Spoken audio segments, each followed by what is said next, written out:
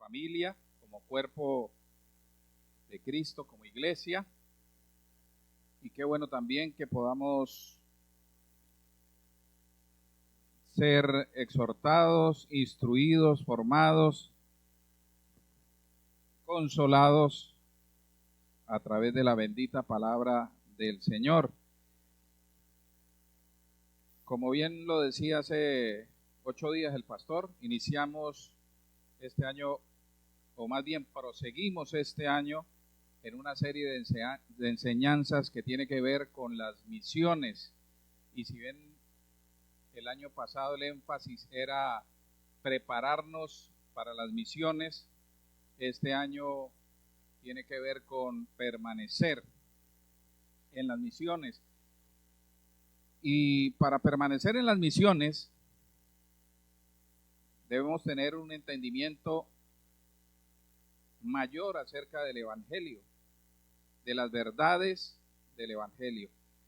Y empezábamos estudiando el capítulo 1 de Romanos, los versículos 16 y 17, hablando acerca del poder del Evangelio, el poder del Evangelio.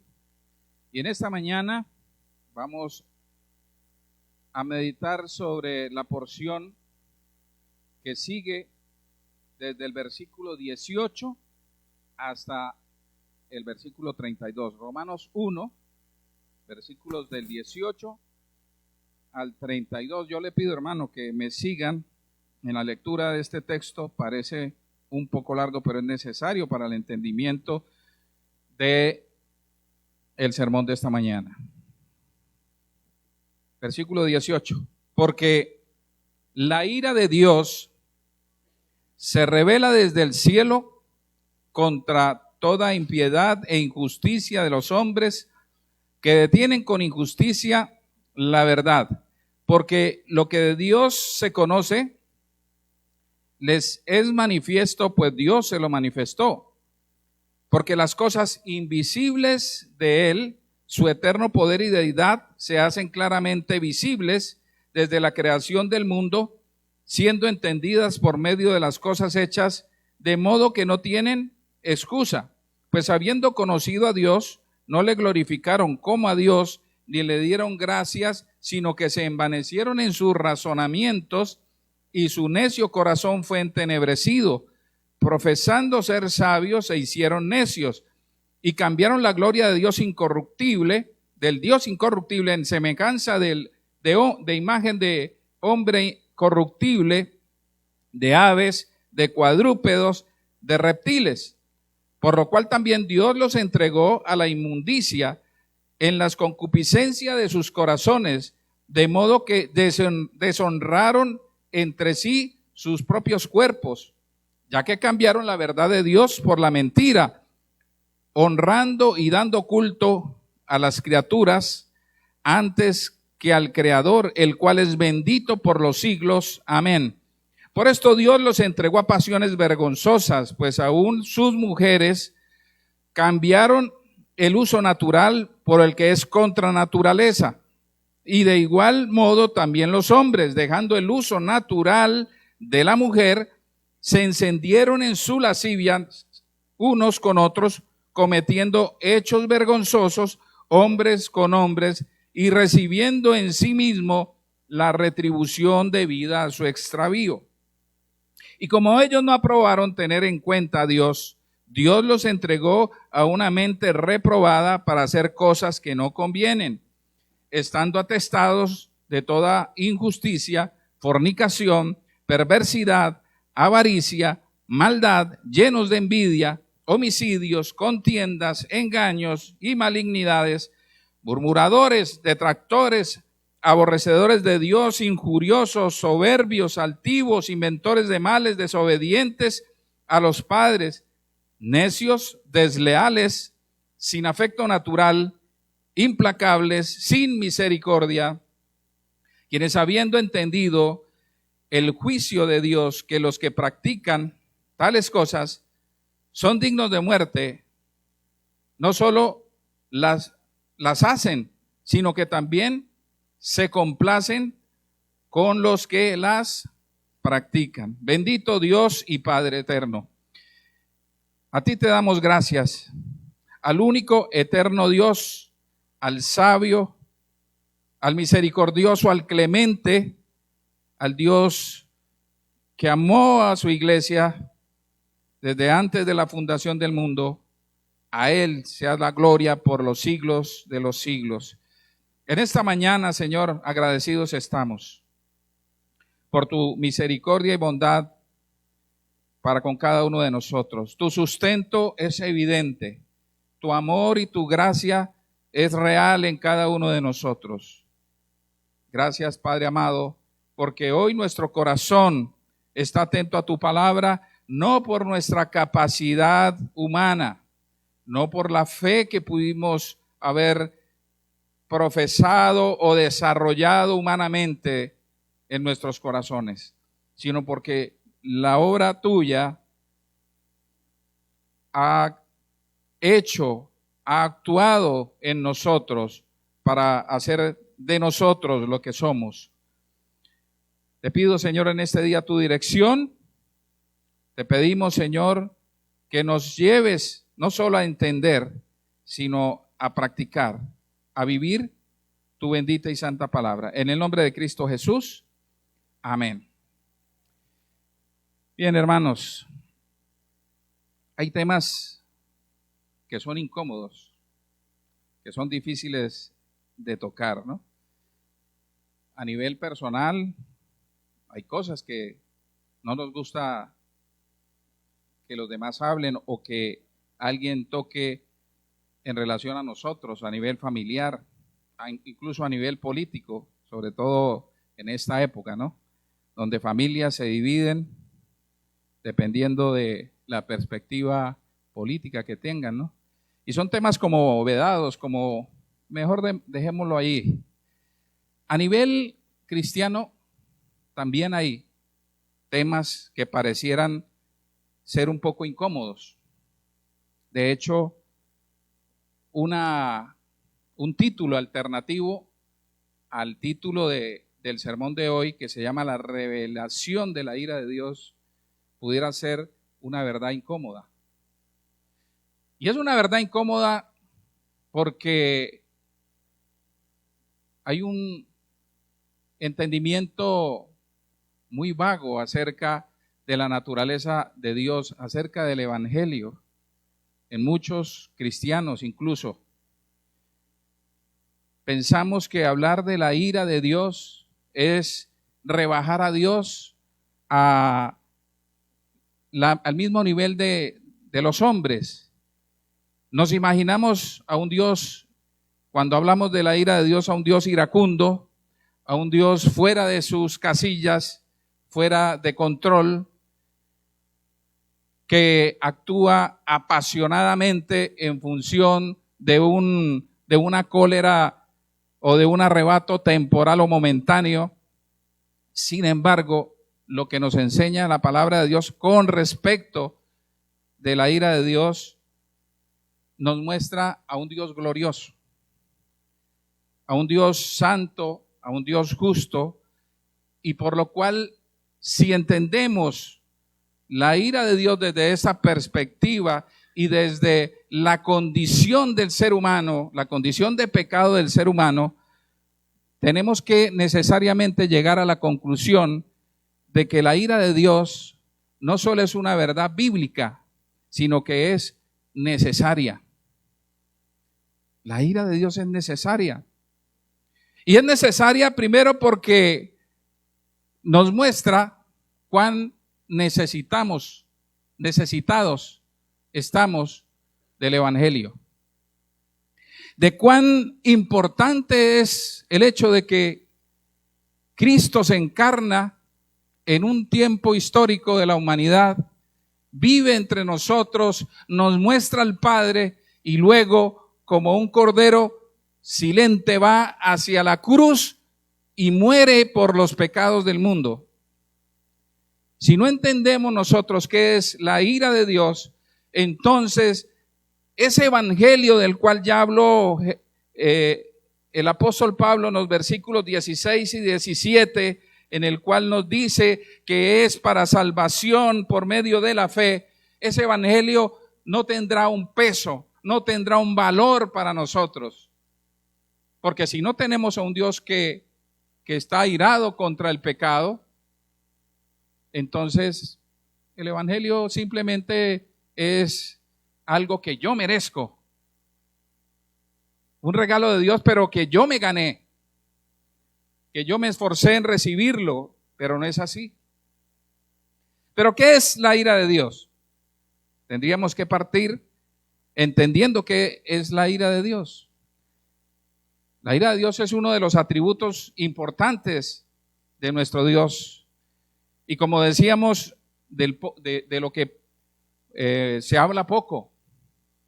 Incluso tengo algunos amigos que cuando yo hablo del juicio de Dios, que no son creyentes, me dicen incluso que son lectores de la Biblia, pero que tienen un problema con la Biblia.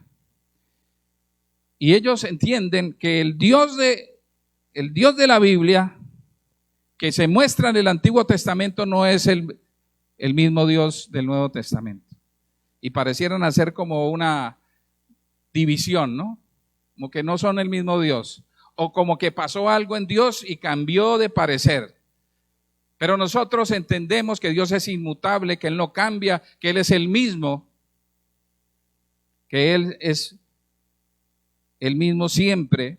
Y por lo tanto, el mismo Dios que hizo caer el diluvio sobre la tierra, que destruyó a Sodoma y Gomorra, que envió 10 plagas a Egipto, que destruyó y deportó al pueblo de Israel y a Jerusalén, es el mismo Dios de la cruz. Y si alguno pudiera pensar, el Dios del Nuevo Testamento es un Dios de solo amor y de misericordia, y en Él no hay ira, entonces tendríamos que eliminar los pasajes en donde Él mata a Ananías y Zafira también. O donde Herodes, luego de arengar al pueblo y de que el pueblo dijera voz de Dios y no de hombres, entonces nos dice allí la Escritura que cayó podrido en gusanos por no haber honrado a Dios. La descripción que hace Josefo, Flavio, dice que se pudrió, que sus intestinos se salieron de su estómago. Es la descripción histórica que hace este hombre, abriendo un poco más el detalle de cómo el juicio de Dios vino sobre él. Y también tendríamos que sacar de ese pasaje o de la Biblia el pasaje de 1 Corintios 11, donde dice Pablo que por no tomar de manera consciente, por no discernir el cuerpo y la sangre del Señor Jesucristo, algunos, ¿qué pasó con ellos? Algunos duermen, ¿cierto? Y algunos están enfermos. Entonces, lo cual nos indica que el mismo Dios del Antiguo Testamento que se aira es el mismo Dios del Nuevo Testamento. Y vendrá una ira posterior, una ira escatológica, profética de los últimos tiempos, en el cual Dios juzgará y hará caer su ira sobre aquellos que se opusieron a la verdad. Y es lo que inicialmente nos dice aquí el versículo 18. Dice que la ira de Dios se manifiesta desde el cielo. Y aquí nos indica esta expresión, que esa ira se manifiesta desde el cielo, enfatizando que no es una ira psicológica, que no es una invención del ser humano, que se revela, que se manifiesta desde el cielo, porque tiene las características de un Dios santo. Es un atributo de Dios su ira. Y aunque sea incómoda para nosotros, es necesario que como cristianos nosotros primero entendamos, y que cuando hablamos de ese Dios de misericordia, primero tenemos que hablar del Dios que está airado ¿contra qué? Contra el pecado. Contra el pecado. De hecho, en el Antiguo Testamento, aquellos profetas que llegaban y hablaban en función, en nombre de Dios, profetizando prosperidad para el pueblo de Israel, el mismo Dios a través de sus profetas sus verdaderos profetas, habló en contra de ellos y condenó a esos profetas por hablar mentira. Pero nos dice aquí que el Dios de la Biblia es un Dios que está airado contra la humanidad y que esa ira se revela desde el cielo, pero se revela ¿contra qué? Contra toda impiedad e injusticia de los hombres que detienen con injusticia la verdad. Entonces empezamos a ver que la razón por la cual la ira de Dios se manifiesta es contra el pecado. Entonces podemos decir que la ira de Dios es la forma como Dios reacciona, es la forma como Dios responde ante el pecado del ser humano. Es una reacción santa, es una reacción justa, es una reacción inmutable de un Dios ante el pecado. Si Dios no fuera santo, o si Dios no reaccionara ante el pecado, entonces no fuera santo. ¿Y cómo adorar a un Dios santo si fuera permisivo ante ello? ¿Cómo se considera a un juez que declara inocente a un homicida? ¿Un juez bueno? ¿Cómo lo consideraría usted? Un juez corrupto. Un juez corrupto. Entonces, si Dios no se airara, si Dios no respondiera con santidad y justicia ante el pecado, entonces no sería digno de ser glorificado, de ser adorado. Y aunque la ira de Dios no es un enojo descontrolado ni un arranque de furia desmedida, esta se fundamenta en su carácter, en lo que es Él, en lo que Él representa como Dios. Y aquí nos dice que Él se aira desde el cielo, manifiesta, revela su ira contra la deshonra que el hombre pretende hacer acerca de su persona. Entonces el hombre detiene, y ese verbo ahí detener no significa que él lo puede hacer, sino que pretende detener. Pretende literalmente significa tener por debajo, tener sujeto, tener amarrado ¿qué? La verdad de Dios. El hombre pretende acallar la verdad de Dios. ¿Y qué es la verdad de Dios? Bueno, la verdad de Dios es Él mismo, ¿no? Dios es verdad. Jesús dijo, yo soy el camino, la verdad y la vida. No es solamente que Él tiene la verdad, Él es la verdad, su esencia es la verdad. Por lo tanto, en Él siempre habrá verdad. Y Pablo dice más adelante, sea Dios veraz y todo hombre ¿qué? Mentiroso. Jesús le dijo que Satanás era padre de mentira. Y todo aquel que no está en Cristo es hijo de ¿quién? Del padre de mentira. Entonces el hombre pretende sostener abajo la verdad de Dios, y para eso nos dice aquí el texto que utiliza dos herramientas, dos elementos: impiedad e injusticia. Parecen iguales, pero no lo son. La impiedad tiene que ver con la falta de devoción, de temor, de reverencia a Dios, de temor de Dios. La impiedad es el antónimo, aunque parezca evidente, pero hay que decirlo, de la piedad. Un hombre piadoso es un hombre sujeto a Dios, que entiende quién es su Dios, obediente a su Dios, que ama a Dios, que adora a Dios. Pero el hombre impío o sin piedad es un hombre que no entiende que hay un Dios sobre él, que no acepta a un Dios sobre él. Como el juez injusto que decía que no temía a hombre ni a Dios. Pero no solamente el hombre o la humanidad actual de este siglo es una sociedad impía, sino que también es injusta y con esa injusticia pretende detener la verdad de Dios. Y la injusticia tiene que ver con todo aquello que es ilegal, inmoral, perverso, mientras la impiedad tiene que ver con mi relación con Dios, con ese Dios santo.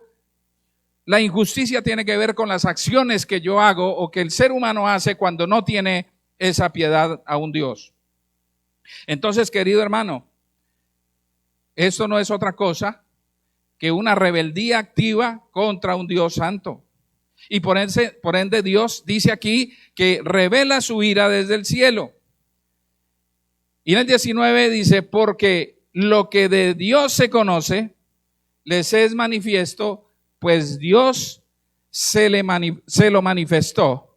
Entonces, no solamente con impiedad e injusticia, acciones malas, quieren detener la verdad de Dios que nos dice cómo funcionan las cosas, la verdad de Dios que nos dice cómo es el hombre y cómo es la mujer y cuáles son las características de cada uno de ellos, qué es la vida, cuándo comienza y cuándo termina y quién tiene el control de ella. El Dios que nos dice que cómo es el matrimonio y quiénes componen realmente un matrimonio. Esa es la verdad que el mundo quiere callar y que quiere manifestar su propia verdad.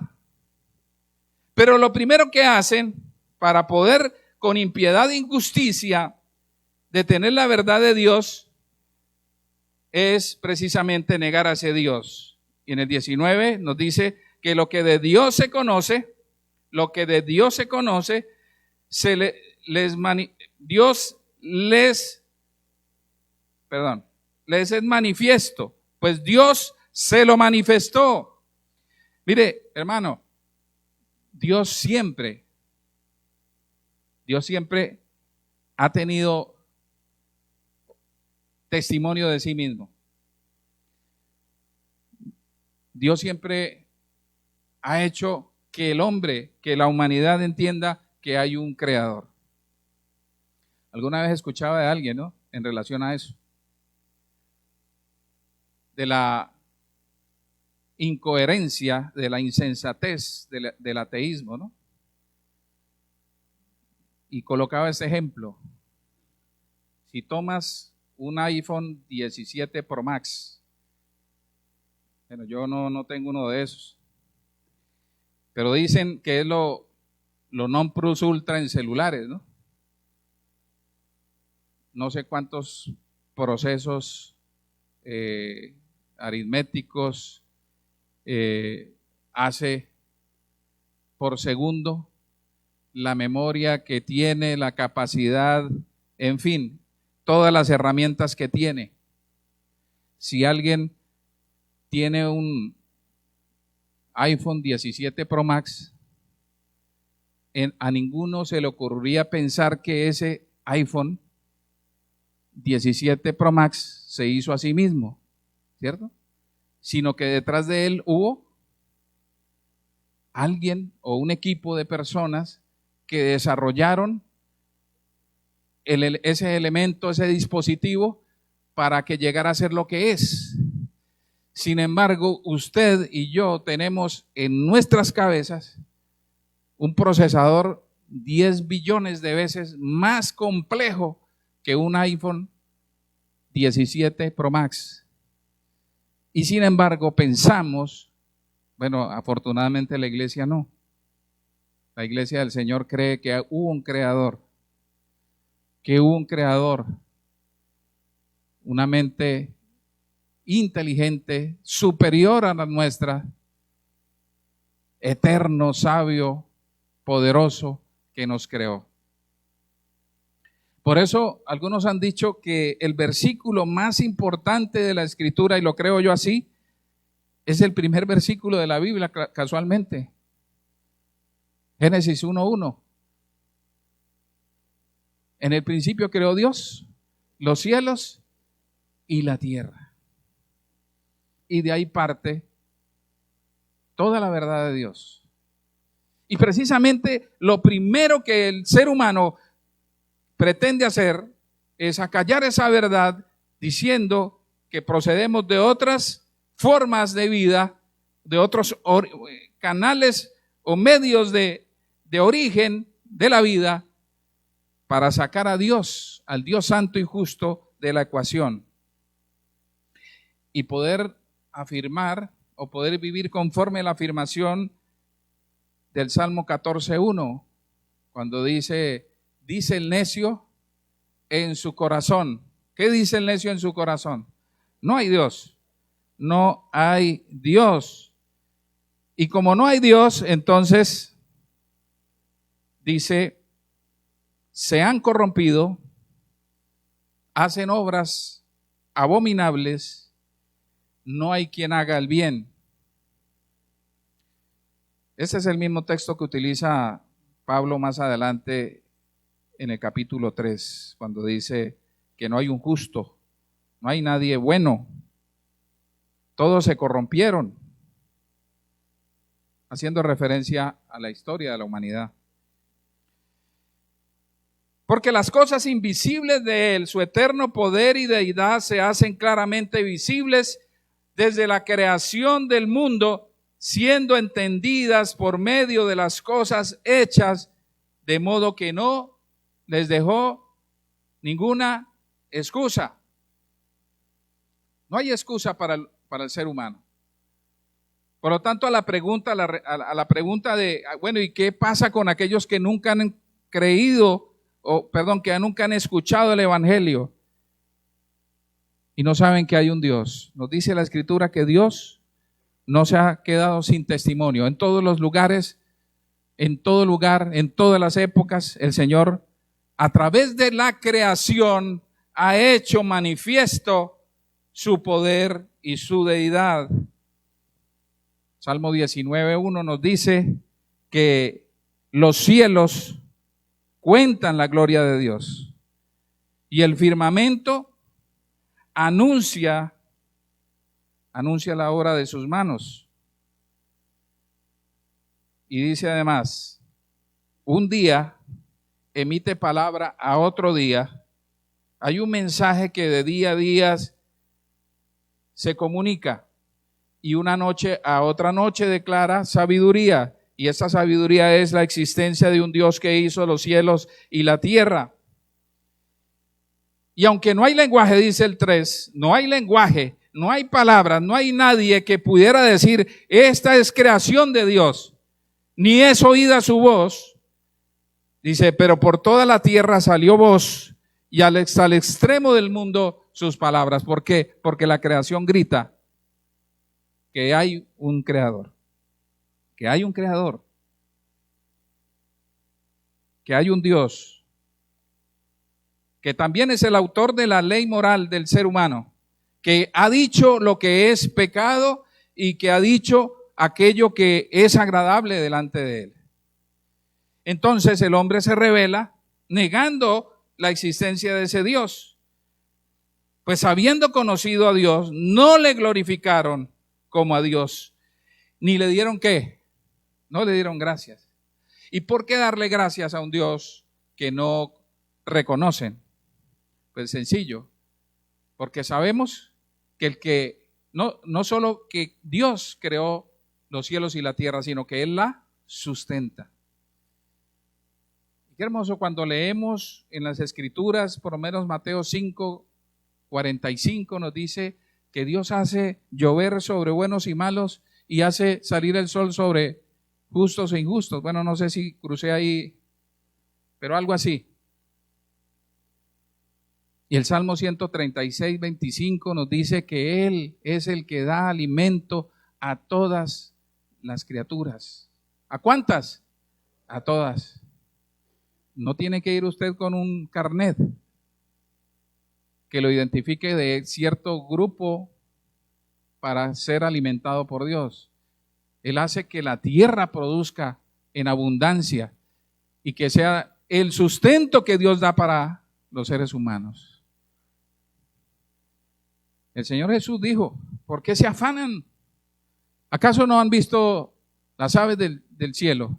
Ellas no trabajan, ellas no siembran, no cosechan, no guardan en graneros, pero Dios las alimenta.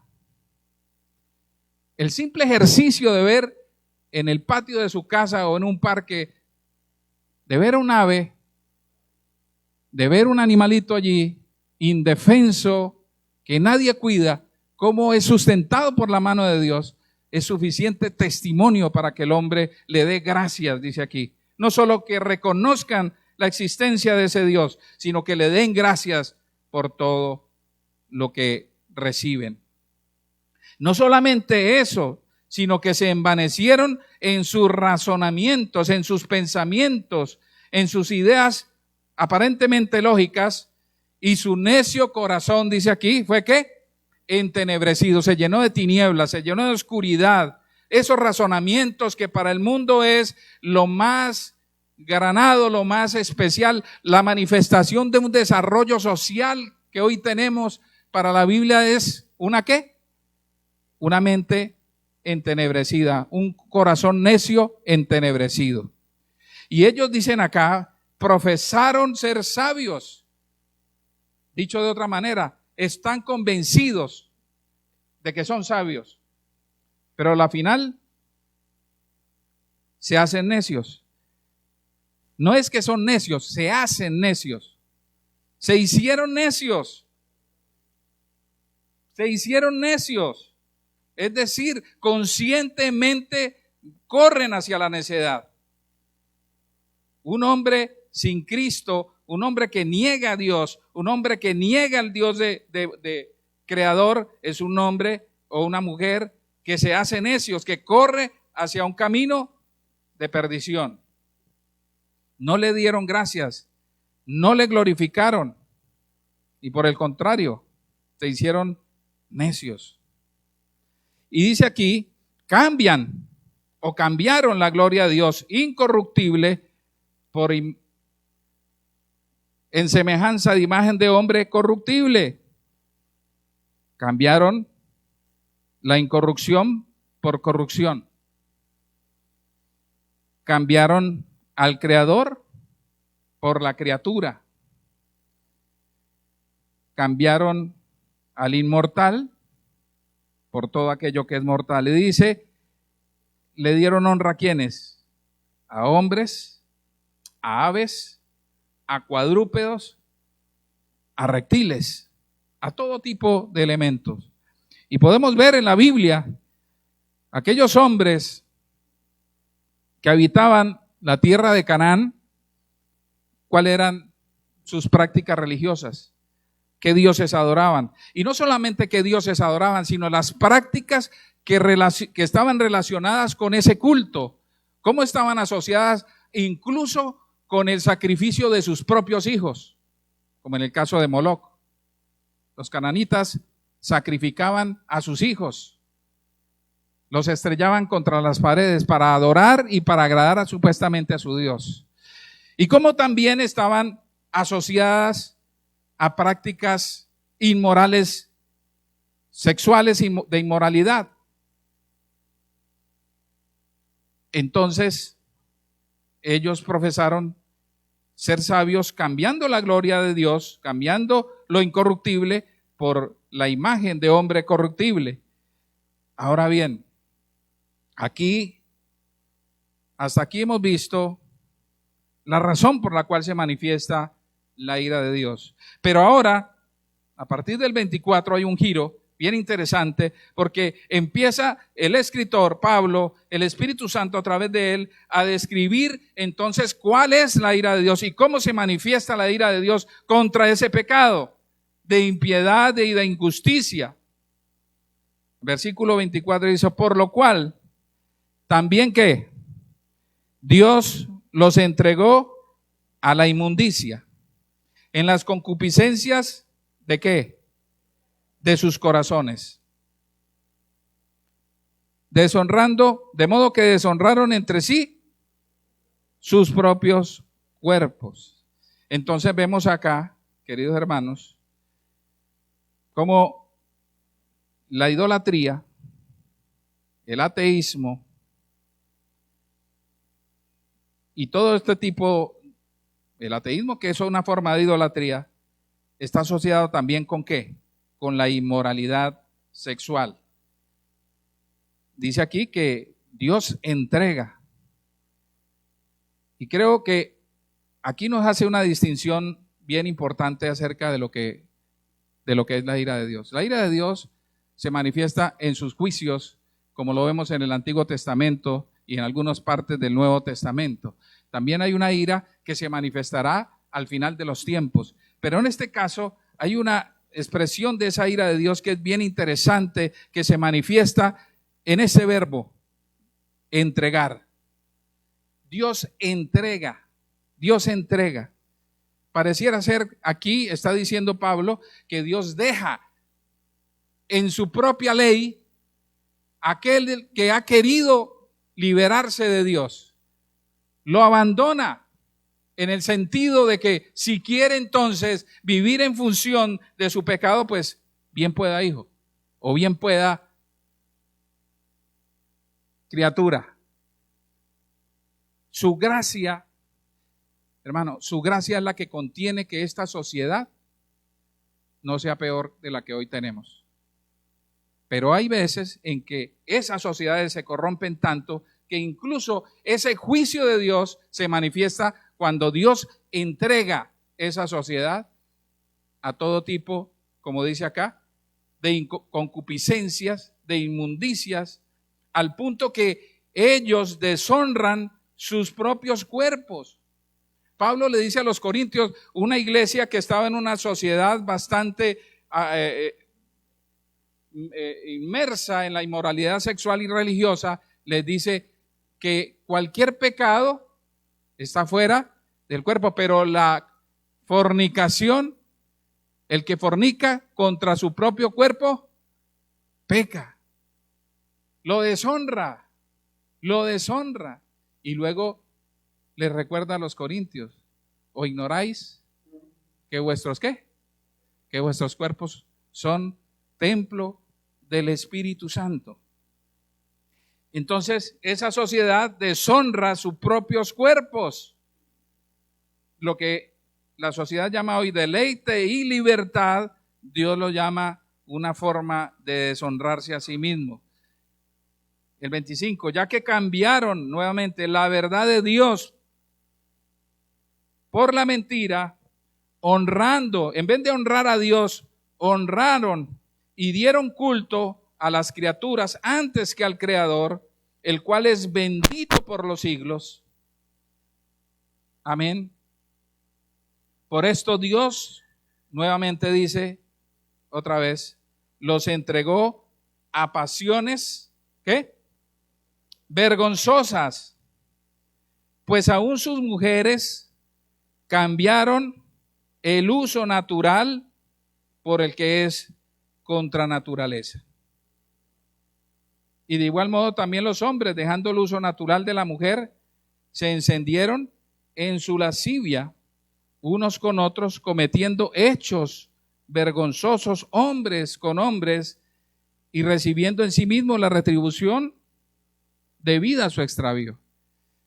Y aunque hoy pareciera ser lo novedoso, para la época ya era evidente esta práctica contraria a Dios. Y muy seguramente, muy evidente en medio de la iglesia o alrededor de la iglesia, en Roma, en donde estaban asentados estos hermanos, era muy común este tipo de prácticas deshonrosas delante de Dios. Y por ende enfatiza el apóstol Pablo aquí, advirtiendo que todo esto no es otra cosa que el juicio de Dios activo en medio de la sociedad. Entonces, Dios entrega a pasiones vergonzosas. Pero el mundo hoy llama a esas pasiones vergonzosas, nuevamente, como un avance social.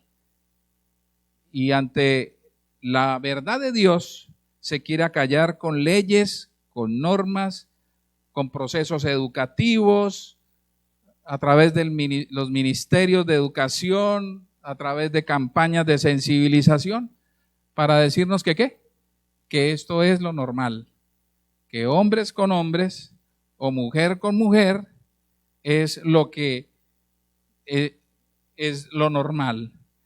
Pero el Señor Jesús le dice a los fariseos, cuando hablaban del divorcio y de todas estas manifestaciones de inmoralidad, al principio no fue así.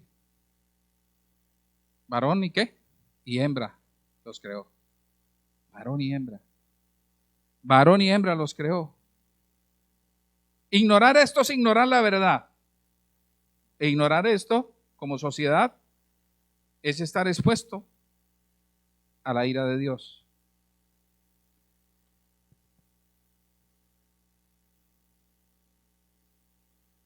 Y como ellos no aprobaron tener en cuenta a Dios, y tener en cuenta a Dios no significa saber que Dios existe. Pudiéramos decir que también hay una buena parte de nuestra sociedad que manifiesta creer en algún tipo de Dios, o en tener algún tipo de fe en Dios. Pero aquí no solamente nos dice eso, sino que además está diciendo que no tener en cuenta a Dios es algo que no es agradable a Dios. Tener en cuenta a Dios es entender lo que Él dice, atender a lo que Él dice, obedecer a lo que Él dice. Y no tener en cuenta a Dios, dice aquí, los entrega nuevamente a una mente reprobada para hacer cosas que no convienen, estando atestados, estando repletos de toda injusticia, fornicación, perversidad, avaricia, maldad, llenos de envidia, homicidios, contiendas, engaños, malignidades, murmuradores, detractores, aborrecedores de Dios, injuriosos, soberbios, altivos, inventores de males, desobedientes a los padres, necios, desleales, sin afecto natural, implacables, sin misericordia, quienes habiendo entendido el juicio de Dios, que los que practican tales cosas son dignos de muerte, no solo las hacen, sino que también se complacen con las que la practican. Entonces, querido hermano, la manifestación del juicio de Dios lo vemos por todos lados. Ya eso es un juicio de Dios. La sociedad en medio de la cual nosotros nos encontramos. Y de allí la necesidad del evangelio. Por eso el versículo 18 arranca diciendo porque, y esa palabra porque significa que hay un argumento anterior. Está dando la razón por la cual la ira de Dios se manifiesta. Y es que precisamente nos ha dicho que el evangelio es para salvación, pero para salvación a todo aquel que cree.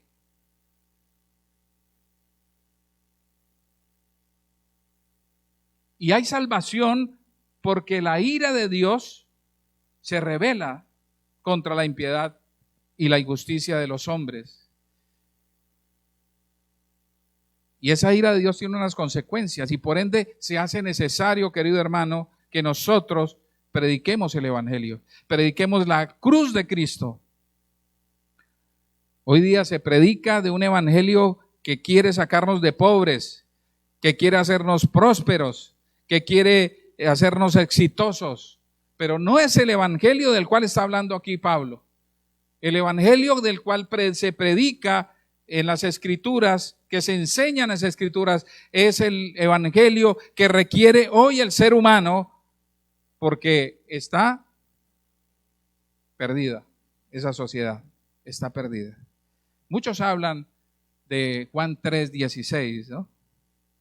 Porque de tal manera amó Dios al mundo que ha dado a su Hijo unigénito para que todo aquel que en Él cree no se pierda, mas tenga vida eterna. Y es el Dios que muchos predican y que muchos enseñan.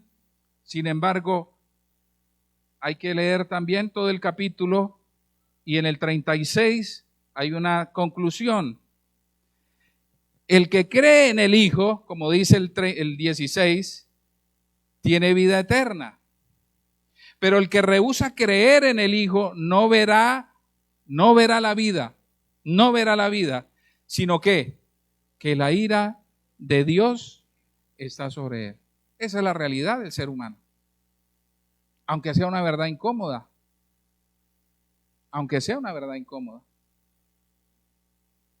Nuestros familiares sin Cristo están bajo la ira de Dios.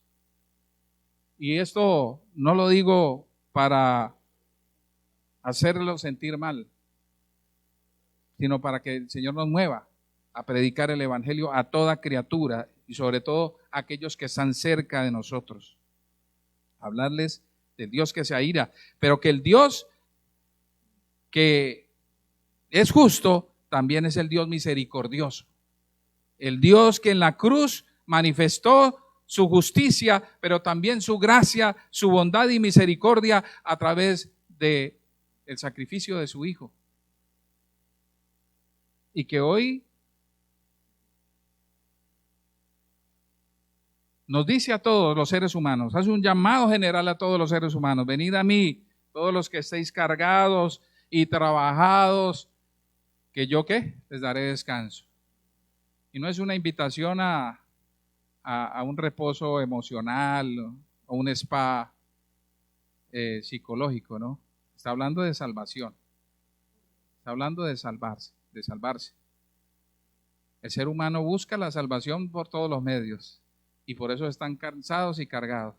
Pero Él nos hace descansar. Él nos hace reposar. Señor, te damos gracias por tu bondad y misericordia. Porque aun cuando hay verdades incómodas, bajo el principio que utilizó el apóstol Pablo y que enseñó a los ancianos de Éfeso, en el cual dijo: yo no he rehusado predicar todo el consejo de Dios, así también lo hacemos, Señor, en este lugar. Y predicamos a un Dios que se aira contra el pecado, porque es santo, justo e inmutable. Pero también predicamos del Evangelio de la gracia de Dios, que es la respuesta a ese pecado. Bendito Dios, gracias te damos, Señor, porque la iglesia es la expresión de esa manifestación de tu bondad y de tu gracia. Y yo te pido, Dios, que en este día tu mensaje, el mensaje de tu palabra, haya llegado a los corazones.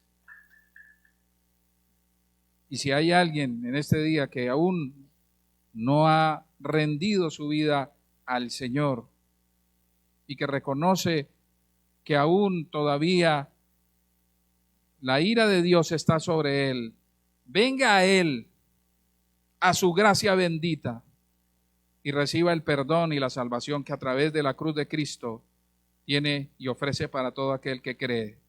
Te doy gracias, Señor. Tú eres mi Dios, mi Rey, mi Salvador. Y nos trae, Señor, a tus moradas a descansar en ti. Te damos gracias en el nombre de Cristo Jesús. Amén.